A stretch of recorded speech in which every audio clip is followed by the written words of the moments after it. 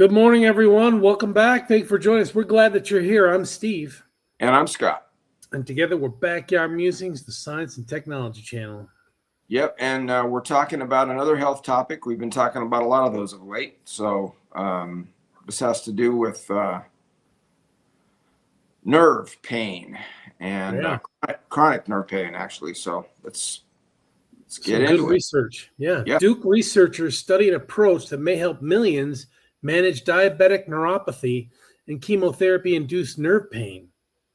For millions of people with chronic nerve pain, even gentle contact can trigger intense discomfort.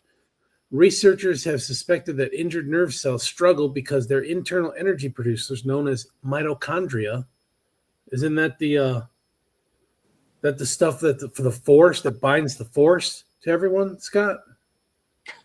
I don't know, but we've talked about that before. We have talked about mitochondria. I remember that. Yeah, I remember that. When they stop working efficiently, then you get the nerve pain. Would you like to know more?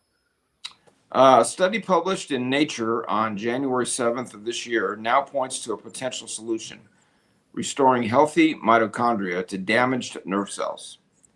In experiments using human tissue and mouse models, we haven't talked about mice for a while, scientists at Duke University School of Medicine found that replacing or boosting mitochondria significantly reduced pain association with diabetic neuropathy and chemotherapy induced nerve damage.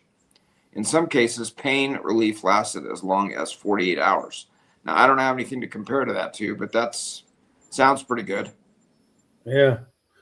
Wish I could have did that when I had like pain, like root canal pain. That was bring you to tears. Rather than simply dulling symptoms, this strategy aims to correct what researchers believe is an underlying cause of neuropathic pain, disrupted energy supply within nerve cells.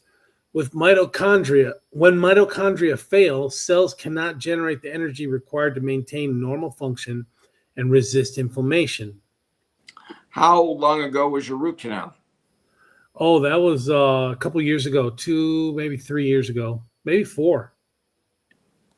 Wow. The findings add to growing evidence that cells can transfer mitochondria between one another.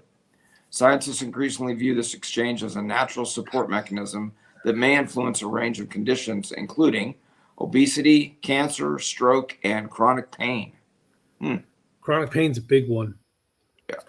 The researchers uncovered an unexpected role for satellite glial cells, which surround sensory neurons. These glial cells appear to pass mitochondria to neurons through tiny structures known as tunneling nanotubes. When this transfer process breaks down, nerve fibers begin to deteriorate, leading to symptoms such as pain, tingling, and numbness, particularly in the hands and feet, where nerve endings are most distant from the spinal cord. Enhancing this mitochondrial exchange reduced pain behaviors in mice by up to 50%, according to the study. The team also tested a more direct method. They injected isolated mitochondria from either human or mouse sources into the dorsal root ganglia, a cluster of nerve cells that transmit sensory signals to the brain. This intervention produced similar pain relief, but only when the transplanted mitochondria were healthy. Mitochondria taken from individuals with diabetes did not produce the same effect. Further analysis identified a protein called MYO10 as crucial for forming the nanotubes that enable mitochondrial transfer between cells. Additional studies are needed, send me your money, including high-resolution imaging to observe precisely how nanotubes deliver mitochondria within living nerve tissue. Still, the research reveals a previously underappreciated communication pathway between nerve cells and glial cells.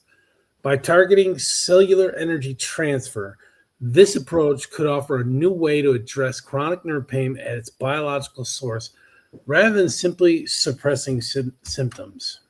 So just going back to that comment that you make, and you make that comment quite often because these kind of studies, they need the money, right? And I would imagine that there's a lot of companies out there, maybe pharmaceutical companies, I don't know, that are pumping money into these programs, don't you think? Yeah, they get not grants probably. Yeah, they're not asking for private money, although they probably would take it. But it's a joke the way I see. Give me your money. Yeah, I know. I'm just saying. I'm trying to get clarification for myself and maybe a couple other. I'm sure there's different avenues of how they raise the money. There's probably different avenues.